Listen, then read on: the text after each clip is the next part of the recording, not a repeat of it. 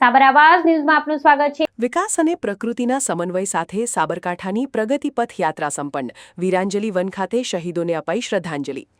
સાબરકાંઠા જિલ્લાના સર્વગ્રાહી વિકાસ, શૈક્ષણિક ઉત્થાન અને પ્રકૃતિના જતનને જનમાનસ સુધી પહોંચાડવાના ઉમદા હેતુ સાથે જિલ્લા વહીવટીતંત્ર દ્વારા આયોજિત ત્રિદિવસીય પ્રગતિપથ યાત્રા ત્રીજા દિવસે વિજયનગર તાલુકાના વિકાસલક્ષી અને પર્યાવરણીય પ્રકલ્પોની મુલાકાત સાથે ઉત્સાહભેર સંપન્ન થઈ હતી।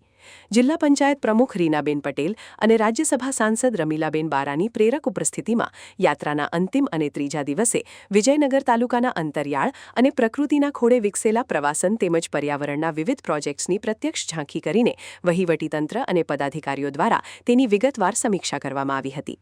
આ પ્રગતિપથ યાત્રાના ત્રીજા દિવસે સૌથી પહેલા વિજયનગર તાલુકાના અંદ્રોખા ગામ નજીક આવેલ વનસ્પતિ ઉદ્યાન એટલે કે બોટની ગાર્ડનની મુલાકાત લેવામાં આવી હતી। પોલો ફોરેસ્ટના હર્બલ અને બોટાનિકલ ગાર્ડન તરીકે ઓળખાતા તથા વણજ અને હરણાવ નદીની નજીક આવેલા આ સમૃદ્ધ પર્યાવરણીય સ્થળે વિવિધ પ્રકારની વનસ્પતિઓ, ઔષધીય જડીબૂટીઓ તેમજ પ્રકૃતિ શિક્ષણ માટેના કુદરતી માર્ગોની વિશેષતાઓ અંગે ઝીણવટભરી માહિતી મેળવવામાં આવી હતી। ત્યારબાદ પ્રવાસન અને જળસંચય ક્ષેત્રે જિલ્લાના મહત્વના પ્રોજેક્ટ એવા વણજ ખાતેના હરણાવ જળાશય યોજના એટલે કે વણજ ડેમની મુલાકાત લેવાઈ હતી। અંદાજિત ₹9.32 કરોડના ખર્ચે પોલો ફોરેસ્ટના સુરક્ષિત જળાશય વિસ્તારમાં બનેલ આ મનોહર સ્થળ ટ્રેકિંગ, પક્ષી નિરીક્ષણ એટલે કે બર્ડ વોચિંગ અને પિકનિક માટે આકર્ષણનું કેન્દ્ર બન્યું છે, જ્યાંથી અરવલ્લીની પર્વતમાળા અને ઉષ્ણકટિબંધીય શુષ્ક પાનખર જંગલોના મનમોહક દ્રશ્યો નિહાળી શકાય છે।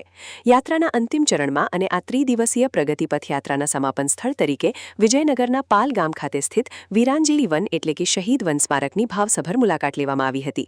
અંદાજિત ₹9.75 કરોડના ખર્ચે આશરે 5.8 હેક્ટર વિસ્તારમાં ફેલાયેલા આ વિશિષ્ટ વનની મુલાકાત લઈ ઉપસ્થિત મહાનુભાવો અને અધિકારીઓએ પાલ દઢવાવના શહીદોની સ્મૃતિને નમન કર્યા હતા અને શહીદોના બલિદાન પ્રત્યે શ્રદ્ધાંજલિ અર્પણ કરી હતી।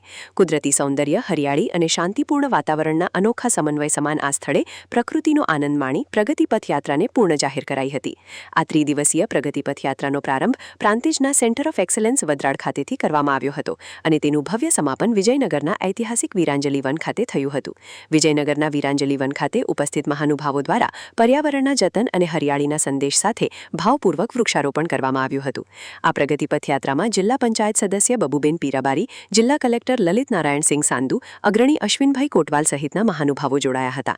આ સાથે જ તાલુકા પંચાયત પ્રમુખ, પ્રાંત અધિકારી, મામલતદાર અને તાલુકા વિકાસ અધિકારી સહિતના વહીવટીતંત્રના ઉચ્ચ અધિકારીઓ પણ ઉપસ્થિત રહ્યા હતા।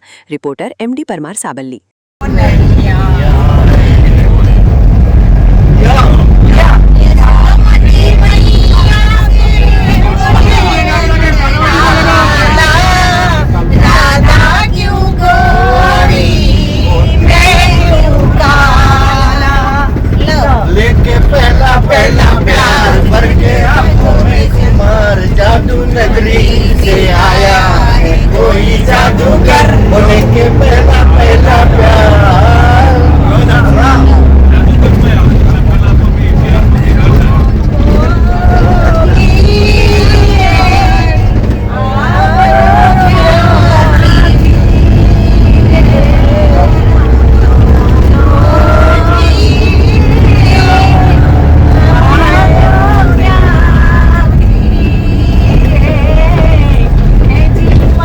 દેશનું નેતૃત્વ કરતા આપણા માન્ય નરેન્દ્રભાઈ મોદીના શાસનના 12 વર્ષ પરિપૂર્ણ થવા જઈ રહ્યા છે ત્યારે સમગ્ર દેશમાં એમના વિકાસના કાર્યક્રમોની ઉજવણી થઈ રહી છે। તે અંતર્ગત ગુજરાત રાજ્યના છેવાડાના જિલ્લા સાબરકાંઠા ખાતે પણ છેલ્લા 3 દિવસથી આ કાર્યક્રમની શુભારંભ થયો છે। આ પ્રગતિ પથની યાત્રા પ્રાંતિજ મુકામેથી શરૂ થઈ અને ત્યાંથી માંડીને ગઈકાલે ઈડર, ખેડબ્રહ્મા થઈને આજે ઐતિહાસિક સ્થળ વીરાંજલી વને આવી પહોંચી છે। વીરાંજલી વનની જ્યારે અહીંયા અમારી યાત્રા આવી પહોંચી છે ત્યારે અમે જરૂર નરેન્દ્રભાઈને યાદ કરીએ છીએ, કારણ કે નરેન્દ્રભાઈ જ્યારે મુખ્યમંત્રી હતા અને એમના ધ્યાનમાં હતું કે અહીંયા 1922ની અંદર દેશને એક કલંકિત કરે, દેશને આઝાદી અપાવે એવો એક ગોજારો કાંડ અહીંયા અંગ્રેજોના માધ્યમથી થયો તો 1200 જેટલા આદિવાસીઓ શહીદી વહોરી હતી। ઇતિહાસના પન્ને ક્યાંય નહોતો, ભૂલાઈ ગયો હતો, પણ નરેન્દ્રભાઈ મુખ્યમંત્રી બન્યા તરત જ આદિવાસીઓની શહીદીને યાદ કરી જે મોતીલાલ તેજાવતના નેતૃત્વમાં અહીંયા એક મોટો કાર્યક્રમ થયો હતો એ યાદ કરીને 1200 જેટલા વૃક્ષો વાવીને શહીદ વન સ્મારક બનાવીને એમને એ ઘટનાને ઉજાગર કરી હતી.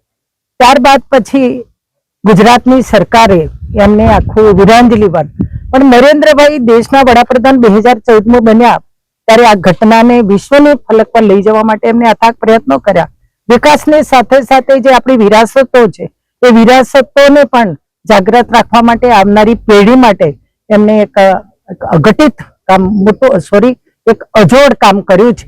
એ અજોડ કામ એક 2 નમૂના આદિવાસી વિસ્તારની અંદર આપણું અહીંયા સાબરકાંઠામાં જે વીરાંજલિ વન છે, શહીદોએ જે શહીદી બોરી હતી એ વિશ્વના ફલક પર મૂક્યું છે. અને આજે આપણે જોઈ શકીએ છીએ કે એક સરસ મજાનું આ વીરાંજલિ વન એક યાદગાર રૂપે અહીં હજારો સંખ્યામાં લોકો આવે છે, ઇતિહાસ વાંચે છે. ઇતિહાસ આજે ગવાહ બની રહ્યો છે અને આખી આજે અમારી યાત્રા પણ અહીં આવી રહી છે. અમારી સાથે અમારી સમગ્ર ટીમ, કલેક્ટર હોય કે પૂર્વ ધારાસભ્ય અશ્વિનભાઈ, જિલ્લા પંચાયતના પ્રમુખ, તાલુકા પંચાયતના પ્રમુખ, સંગઠન અને સૌ પદાધિકારી અને અધિકારીઓ આ વીરાંજલિ વનના દર્શન કરી નરેન્દ્રભાઈને નમન કરે છે, યાદ કરે છે.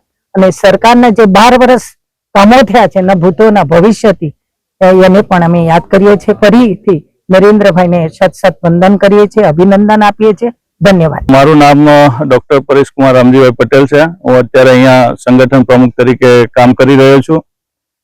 આજે રોજ આપણે પ્રગતિ યાત્રાની અંદર માન્ય શ્રી યશસ્વી વડાપ્રધાન નરેન્દ્ર મોદી સાહેબ જ્યારે 12 વર્ષ પૂરા કર્યા છે ત્યારે એમના જે વિકાસના કામોની જે ગાથા છે એની અંદર આ એક આપણે જે અત્યારે ઊભા છીએ એ જગ્યા ઉપર આપણે વણજ ડેમ, હરણાવ કોલોની, વિજયનગર, જેના કારણે આપણે આજુબાજુના ખેડૂતોને સિંચાઈ વિભાગથી ઘણા બધા ફાયદા થયેલા છે અને એ ખેડૂતોનું સ્તર ઊંચું આવેલું છે. તેમજ આપણા દરેક આખા ગુજરાત રાજ્યની અંદર અને પ્રદેશની અંદર માન્ય શ્રી મોદી સાહેબની ઘણી બધી યોજનાઓના લાભ ટ્રાઇબલ વિસ્તારની અંદર મળેલા છે અને એ યોજનાઓથી ઘણા બધા આદિવાસી પછાત વિસ્તારના લાભાર્થીઓને ઘણો બધો લાભ થયેલો છે. એ બદલ હું માન્ય શ્રી યશસ્વી વડાપ્રધાન નરેન્દ્ર મોદી સાહેબનો આ તબક્કે આભાર વ્યક્ત કરું છું અને એમનો ઋણી પણ છું. અસ્તુ. ભારત માતા કી જય.